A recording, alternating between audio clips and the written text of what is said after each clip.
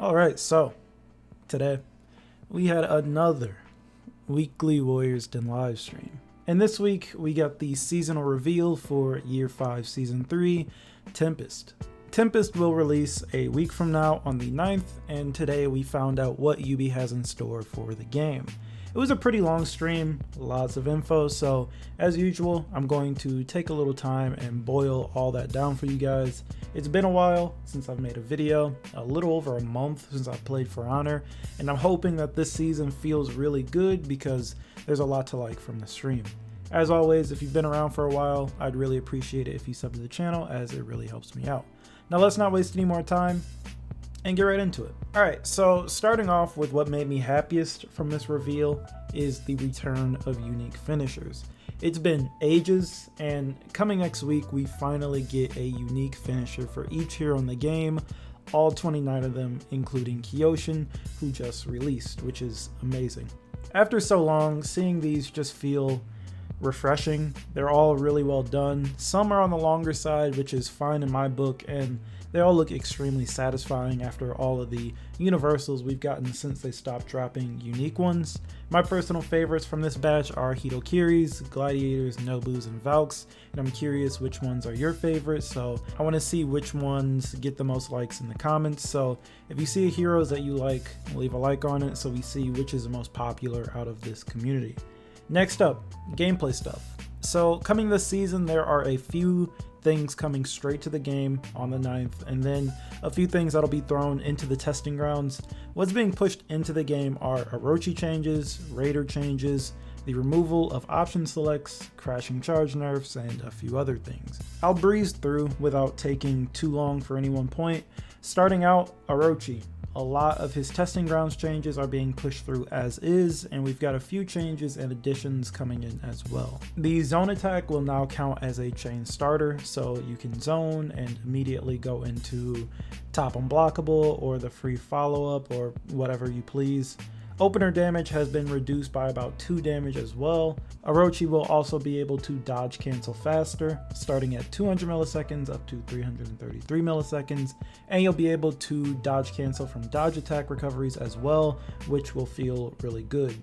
Speaking of dodge attacks, they have returned to light parries for light dodge attacks, and lastly, Wind Gust will now be uninterruptible stance or armor.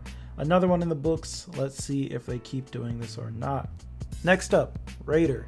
Same thing, testing grounds changes, but with some changes and a few new things. Starting with chains, uninterruptible stance or armor is early, starting at 100 milliseconds into chain heavies. He has a few new chains, light heavy light and heavy heavy light. He can also chain opener zone into his chain zone, which is pretty cool, which is just zone into zone. Speaking of zone, his chain zone is now 966 milliseconds from 1000. It's not much faster, but this will stop him from being interrupted in a few situations. Also, his opening zone stamina cost has been increased to 20. It was reduced beforehand as you use it after guard breaks, but it's increased again as now that's not your only heavy-ish option from guard break. His heavy openers have been sped up. Top heavy opener is now 900 milliseconds from 1000, and his side heavy openers are 800 milliseconds now, meaning that you can get a side heavy from guard break. Lastly, his recoveries will now never be slower than 800 milliseconds, which always feels nice. The option select changes are also making their way into the game. In short, option selects have been removed. They mentioned that there are some very niche option selects that'll still be in the game, but niche to the point where we'll pretty much never run into them, and they're already working on removing those as well, so there's that. Sticky dodging is also getting tossed out of the window, thank goodness. Now dodging will be based on what you input. Again, they mentioned that there may be a few attacks that aren't up to speed, but for the most part, those frustrating situations where you ended up sticky dodging will be reduced. Next up, Tian defeats. Rally Call will finally work. I can't believe it. Rally Call will give Tiandi a 15% damage increase when they're below 50 HP, and Vital Leech will give Tiandi 35% life leech when Tiandi is below 50 HP. Finally, Crashing Charge. The beloved Crashing Charge. It's being nerfed You'll no longer be able to chain crashing charge with another crashing charge after a wall splat. Thank you. The crashing charge will also no longer knock opponents down who are out of stamina. And lastly, it no longer has super armor. Good changes in my book. I saw a few people upset about this. Don't worry, you can still come barreling in and get your crashing charge off. It's just not as annoying to go up against. Next up, testing grounds. There will be another testing grounds that will begin on the 16th and go on for 2 weeks until the 30th. There are 2 big bullet points for this testing grounds. 1, Shinobi has been thrown right back into the testing grounds, and 2, Dominion is getting a few changes in regards to renown and the zones. Let's start off with Shinbob. They're receiving changes on top of their testing grounds changes, just like Raider and Orochi. So bugs have been ironed out, or shall I say, squashed. They removed bleed, they've messed with a few dodge things, and all roads no longer lead to sickle rain.